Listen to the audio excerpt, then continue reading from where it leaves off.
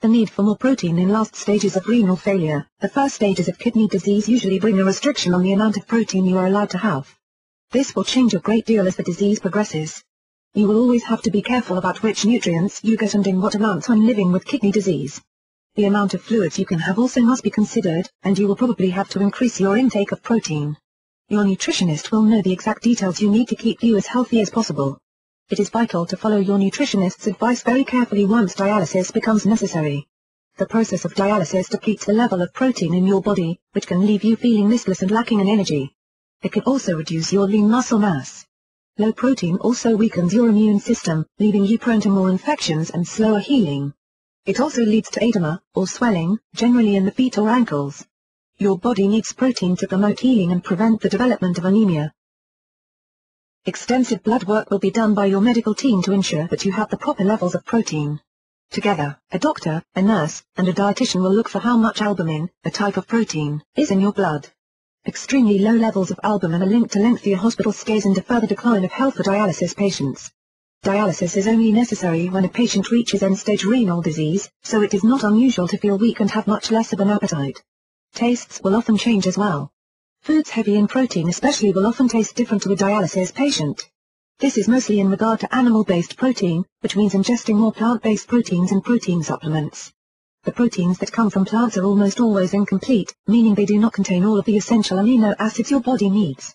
A dialysis patient will need protein to be somewhere between 50% and 75% of the total diet. Why is protein so necessary? In addition to the reasons mentioned above, protein also helps regulate every cell and most functions of your body, such as creating the hormones and enzymes that aid in digestion, ovulation and sleep. The amino acids found in protein are used to create new amino acids. Protein also increases and restores your lean muscle mass, helps you heal more quickly and fights infections.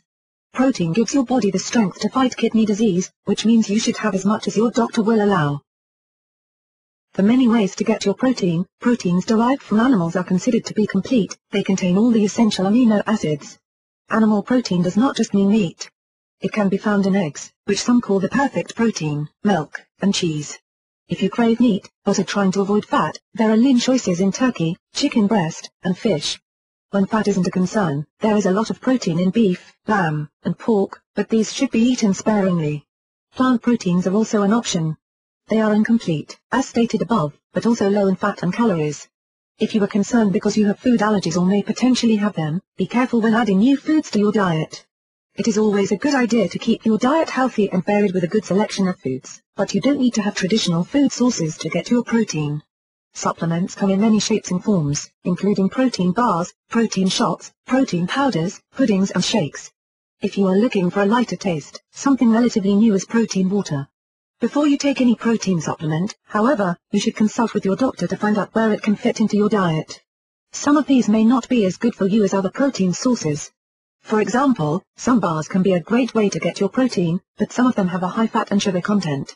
Too much sugar can actually cause more problems than the protein solves, not the least of which is weight gain, something an end-stage renal patient should especially avoid. There are a variety of protein powders to choose, including egg, rice, soy, and whey. Each one of these has its own advantages and disadvantages.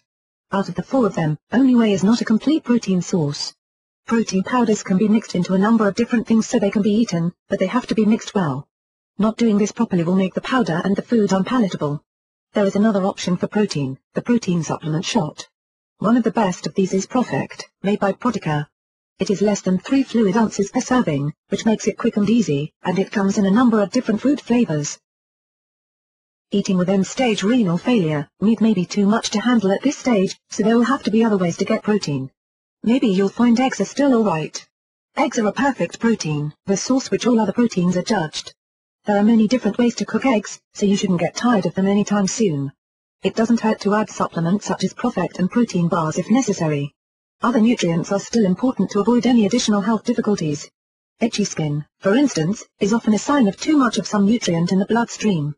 You will probably need to get your blood drawn regularly so that a doctor can monitor the levels of nutrients in your blood. Dialysis may leave you feeling tired and a little irritable. ProfectR may give you the pickup you need to make it through rest of the day feeling at least a little stronger.